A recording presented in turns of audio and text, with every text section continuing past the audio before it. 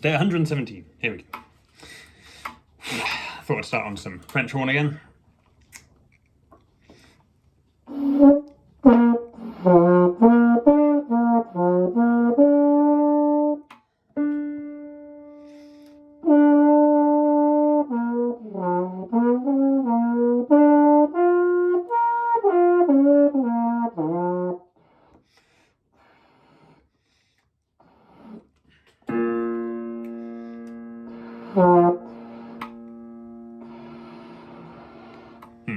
Okay. Right, what I thought I'd play with today, because I'm a little bit bored of the Maxim Alphonse things for a minute, so we'll give that a little rest. Play a little bit of the trumpet music, like shiny brass stuff, but we'll try it on here. So I can't remember what grade this stuff was, but this was... I've opened it randomly on Jiggity Jig. So we'll try a bit of that.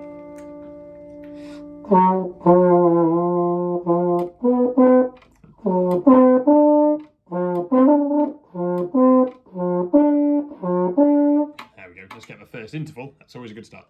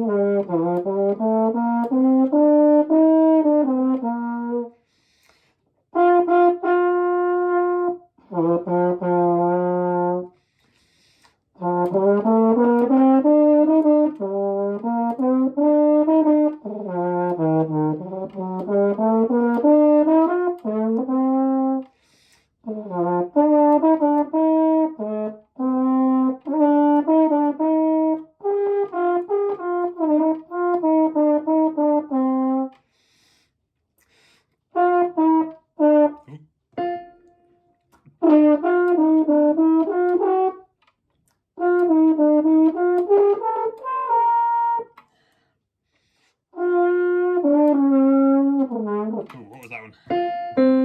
Fourth, going down.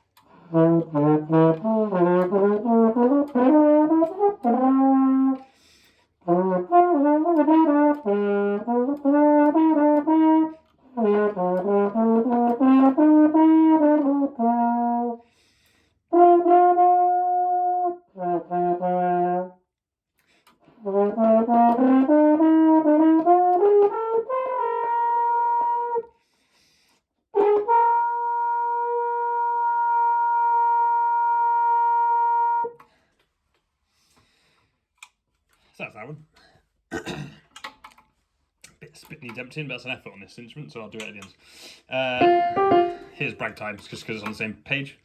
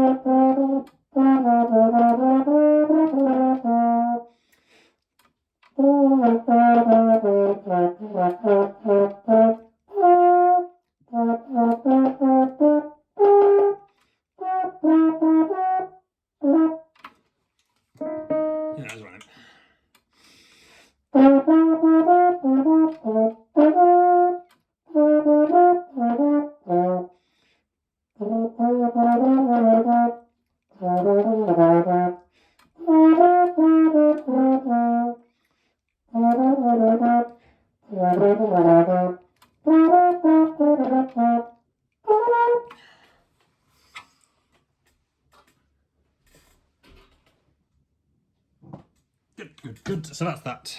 That's enough of that. Let's get on with some actual trumpet. Right, so I had it suggested to me a little while ago about Arban, which I didn't know what it was. And he was a dude who was a good cornet player and wrote a whole method. And haven't downloaded his book. I haven't read that much, but it's very, very Victorian in language, and I quite enjoy Victorian books, to be fair. Like that style, which I mean like Frankenstein and Dracula and like Pride and Prejudice, I guess. Although was that older? I don't know. I can't remember now. But that, I don't know, that kind of more flowery language than we use today. What page was it on? And I was reading through a little bit, so I haven't actually tried any of it yet. But there was this. I remember reading like the beginning foreword thing, and thinking it was a bit flowery. But there was this bit, so it's on page 13. Studies on the slur. And it just things, I only give these studies, yada yada yada. Anyway, the cornet being one of the most complete and perfect of instruments, repudiating rather than requiring all factitious practices, the effect of which will always appear detestable to people of taste. I don't know, it keeps coming across like he's a little bit up himself because he was so good. I always dislike that people of taste kind of idea. Not to poo-poo this to use a Victorian sort of phrase, his method, because as I say, I haven't really tried it yet. But just a lot of the language around it is very much like, this is the way, and it's right because it's right. I remember it's a bit like, actually, I don't know, as a musician it just annoys me. I suppose as a teacher it annoys me, because I'm like, just do music, just go and enjoy it. Like, just because you like it and everyone else doesn't, fine, enjoy it. It doesn't matter. And there was a thing I remember, like, there was an interview about, like, with Buddy Rich, undeniably a great drummer, about like why he doesn't play which way that matched it, rather than like he plays traditional with his left hand, like sideways. I should have brought I didn't think I was going to talk about this. Anyway, like playing with his hand like sideways, like a marching thing for his left hand rather than that way. And he was like, just check out what I can do, and then did like a terrible thing like that. And now compared to what I can do like this, which he'd obviously practiced loads and did like his normal Buddy Rich stuff, I was a bit like, well, he's just using it as a bad example. He's kind of like, this is better because I do it like this. And I'm getting that same vibe from a lot of his Arban stuff that I've read. Again, I'm only on page 13 and I haven't tried any of his stuff yet.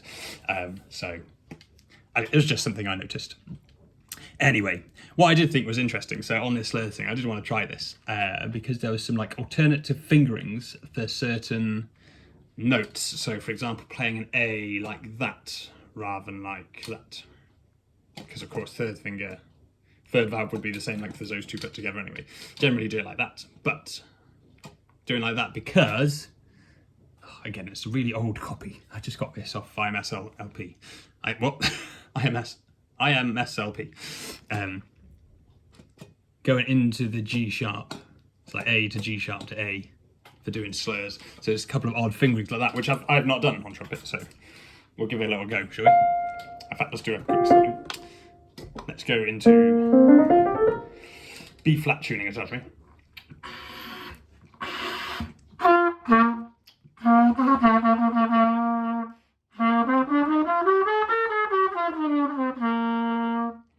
Get back on trumpet rather than French horn as well.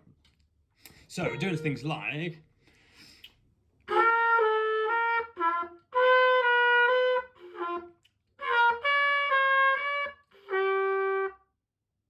Yes, because that one's a normal A. Oh, and here, okay, here we go. So.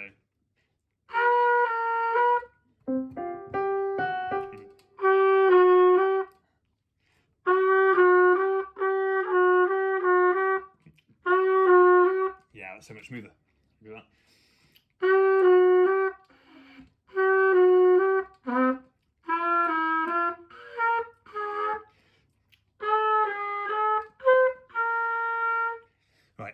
top, get up here because it's maybe I can turn this way. See if we can zoom in a little bit. Really hard to read. So at the top, oh yeah, for this high E, we're doing not open but 2.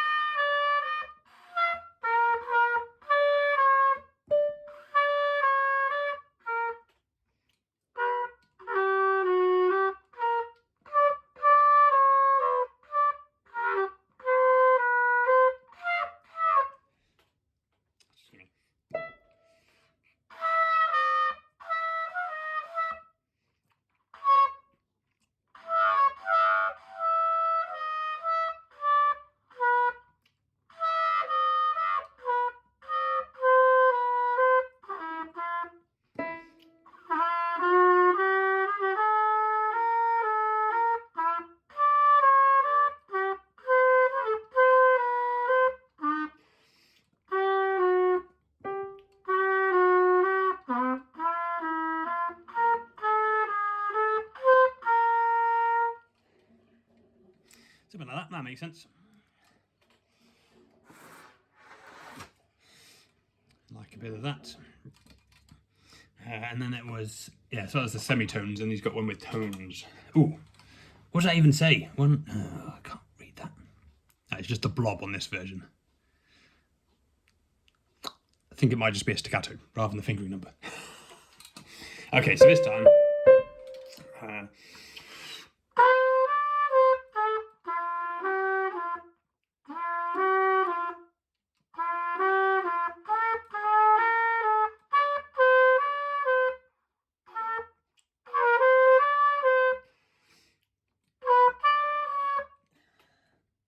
that is a 2.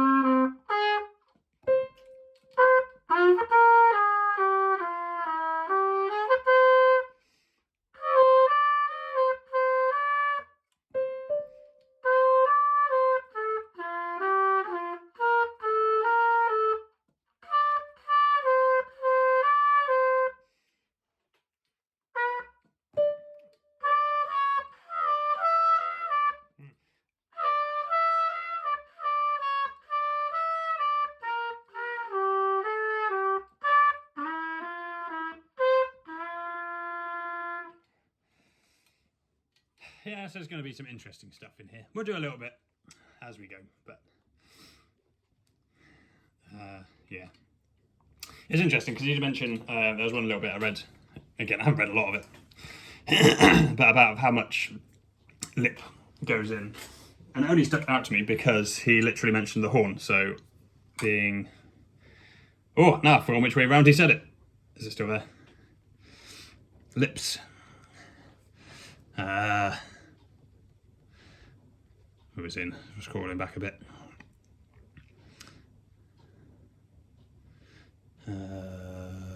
Method of taking breath, striking. Oh, I did find it interesting. On that method of breath, like breathing in, and the stomach shouldn't dilate, it should be the chest. Which again is the opposite of if you're singing, for example, but would be the same as if you were doing sport. Position of the lips. Here we go. The mouthpiece should be placed in the middle of the lips, 2/3 on the lower lips, 1/3 on the upper, the opposite of a horn, where it's 2/3 of the upper lip and 1/3 on the lower lip. Just found it interesting that it specifically mentioned that. So, you know. Anyway, right, for a bit of fun, I've also got some Irish reels. That's the next thing. A lot of these go really high. they quite often go up to a B, like high B, which I have not got yet. So I'll skip those, but pick one or two, just because they'll be a bit of a workout, I think, and they'll be something a bit different to what I've done before. So here we'll try this one. This one goes up to an A, but only twice. So hopefully it'll be okay. This one, what's this called? Kilfinane.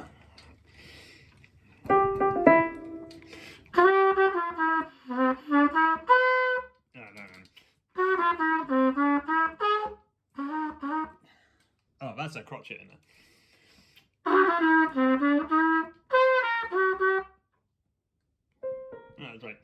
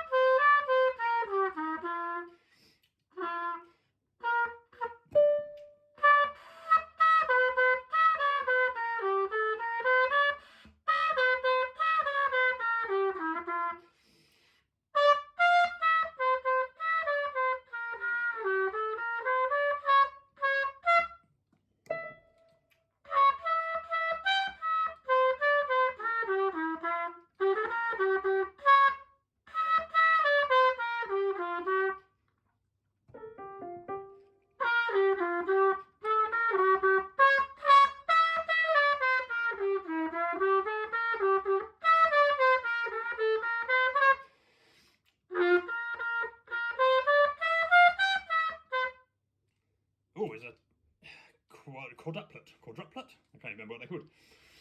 It's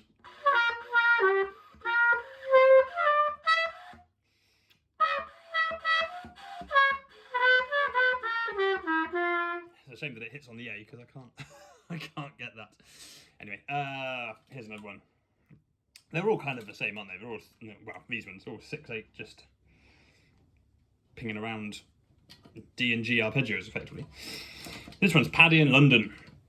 It starts almost the same, but is in D major this time.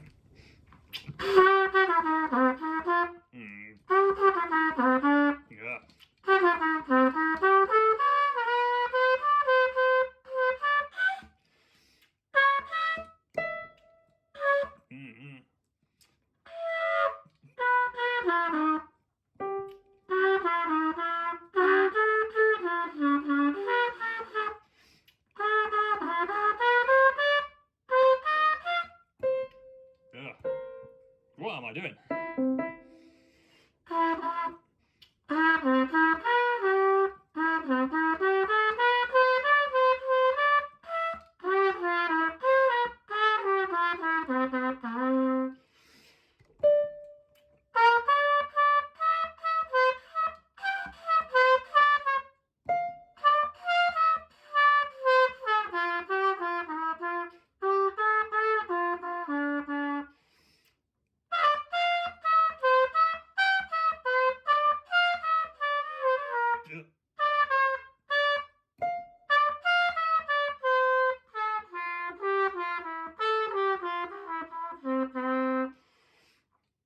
Where's that link back to? Goes back to that.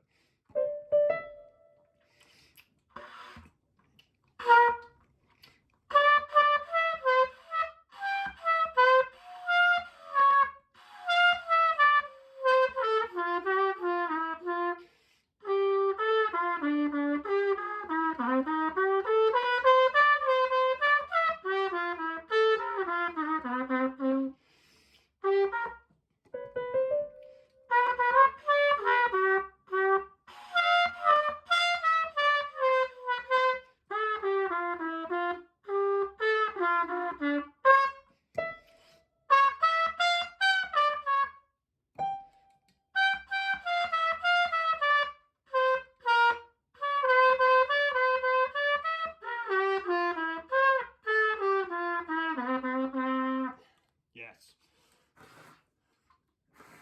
Only because there's a couple of actually good A's.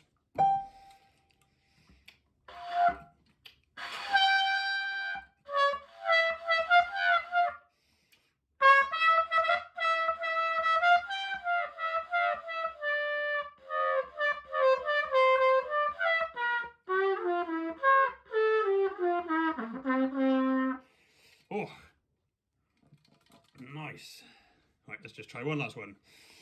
Oh, and I'll have to do for today. Again, find one that doesn't go too high. It could be only as high as a G. Here we go, this one I do. So this one's The Road to Youghal. Maybe. Now my Irish pronunciation really is terrible. I've got no idea. What are we doing? 1, 2, 3, 4. Bum, bum, bum, bum, bum, bum.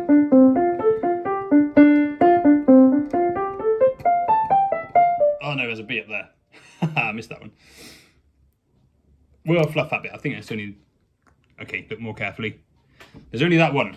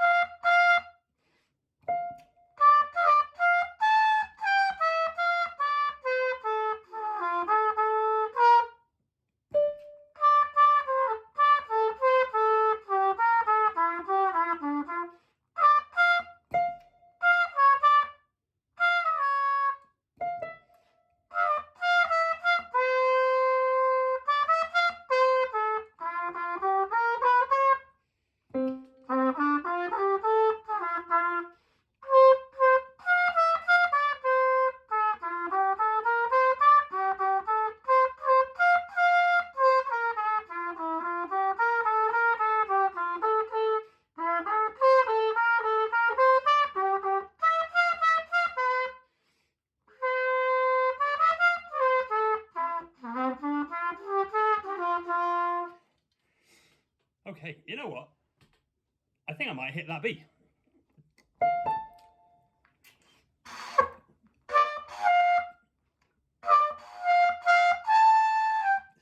Yes!